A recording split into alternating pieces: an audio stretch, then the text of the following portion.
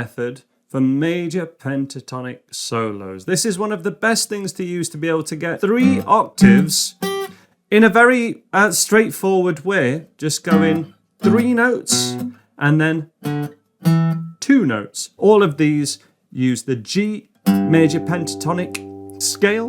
They use the 5 notes of it, 1, 2, 3, 4, 5. But we're working through different positions in a very logical way on the neck. Fantastic for riffs, solos, embellishments, all sorts of stuff. Acoustic and electric guitar, this is fantastic for both. But it really works for acoustic because we're not relying a lot on string bending. We're relying on a slide with the 3rd finger. So 1st finger, fret 3 on the G root note.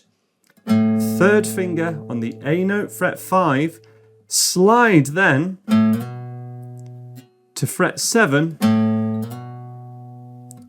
And then 5 and 7. And we have the 1, 2, 3, 4, 5. And we can work that down as well. The same notes. 2, 3, 4, 5. As you have here, literally the start of Wish You Were Here. But just in a different position. The advantage of doing it here is we've got this lyrical slide, which is really fab. But we can then use the same method. 1, 2, 3. And then 1, 2 in 3 different positions, 3 different octaves, and it feels the same when you do it. Now, to back up a bit and make sure you can get your head around this, a great thing to be able to do before you really cover this in depth and practice it lots is know where the G octave notes are. Here's our G note. The octave of that G note is the top of a power chord. Fret 5, string 4. And then if we play a power chord again, but where the little finger is moving 1 fret more, that's where our next G note is. That's also where our G major triad is that we've looked at in a previous video. But 1, 2, 3. The 3rd octave is 1 more. That's a really good thing to know before really practicing this too much. But other than that, 1, 2, 3, 4, 5.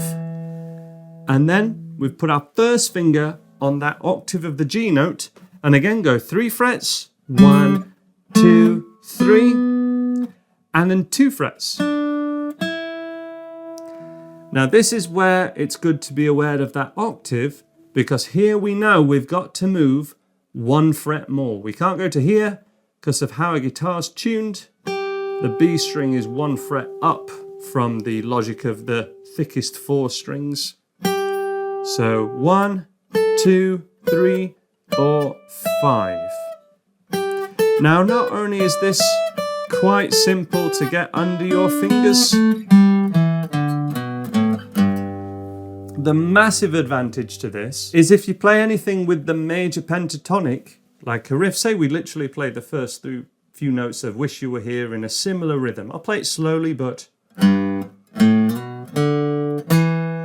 And I want to repeat that again at the next octave.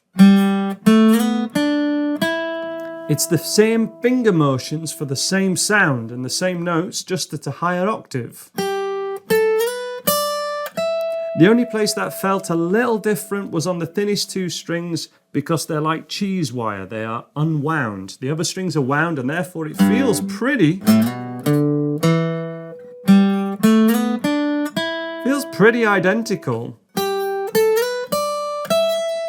And you know, if you don't know about this shape and you're thinking, okay, G major pentatonic, acoustic guitarists can get a little stuck here. And the highest note they've got is this, and then they go here, you know, they're kind of in a very linear fashion. They might do some wonderful things here.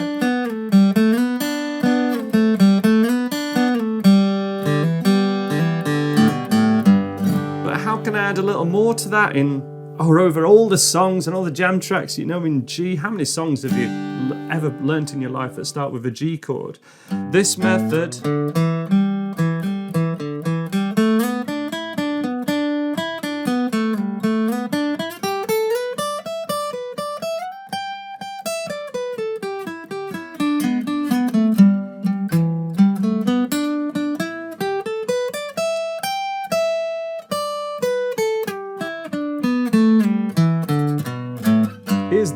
best method I know to connect the two positions and go between essentially those different octaves. 1, 2, 3, 1, 2. 1, 2, 3, 1, 2. 1, 2, 3, 1, 2. That's the method. Give it a go over this next jam track.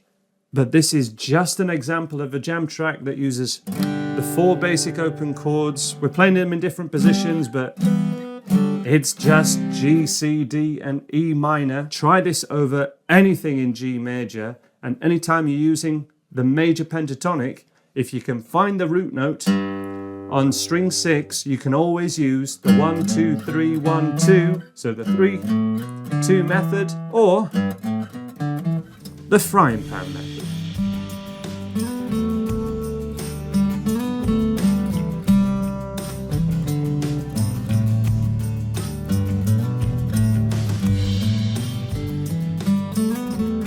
In this video, we've got the jam track that we learnt earlier with the C shape all over the neck to be able to play C, D, and G.